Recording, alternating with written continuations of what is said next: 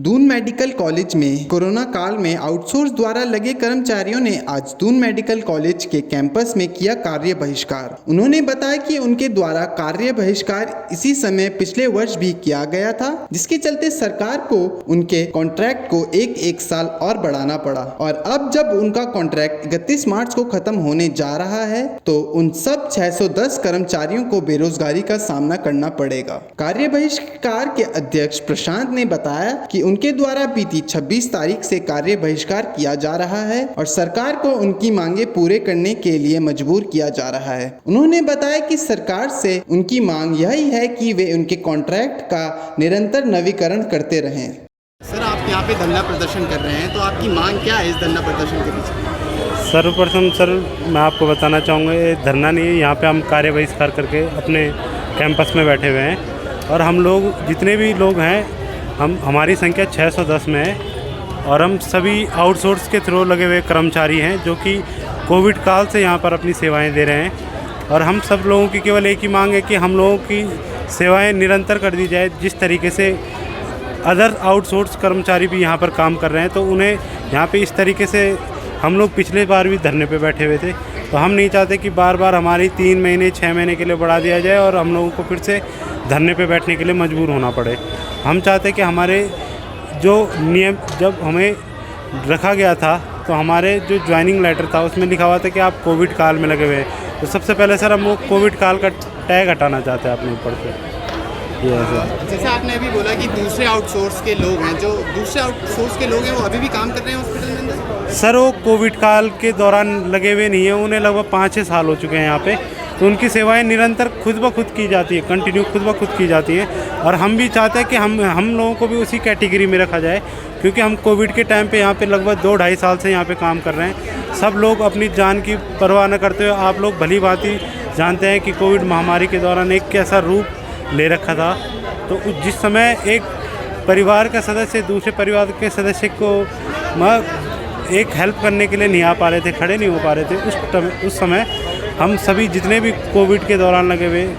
को हमें corona warriors के नाम से भी बोला गया, हमें भगवान का दर्जा दिया गया उस समय। लेकिन इस समय अब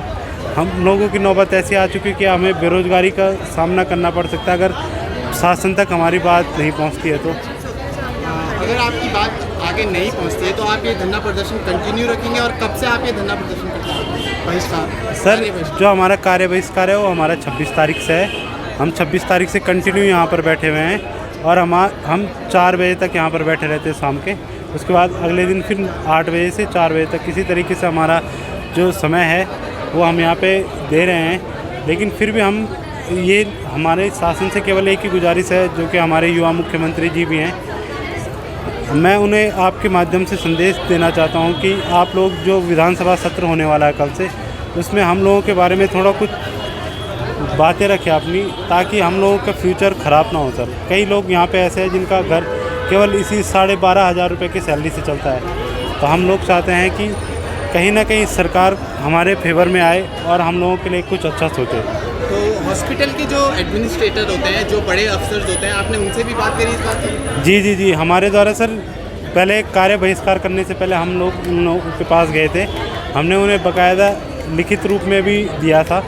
और उनका कहना था कि उन्होंने अपने द्वारा भी शासन पे गए हैं कि किसी न किसी तरीके, क्योंकि सर हमारे प्रिंसिपल जी के हाथ पे भी कुछ नहीं है और उन्होंने हमें कहा है कि जैसे ही शासन से जो भी ऑर्डर आते हैं हम उसी ऑर्डर के तहत आप लोगों को रखेंगे यहाँ पे। तो आप अपनी मांग एक बारी बता देंगे कि हम आगे जनता तक उसे पहुँचा पाए?